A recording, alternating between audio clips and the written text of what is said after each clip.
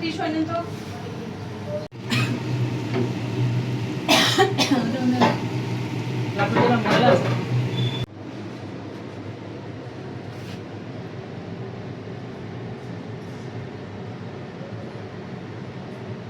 এই যে এটা ছোট সরো দাঁড়া একটা মিনিট তুই করিস কি লেখা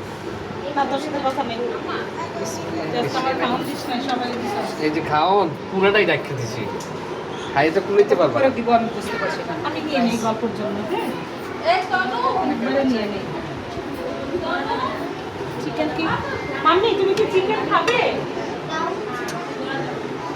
তোমাকে একটু ছোট টুকরো দিতে দিব না ছোট টুকরো দাও বড়টা নষ্ট হবে শুধু শুধু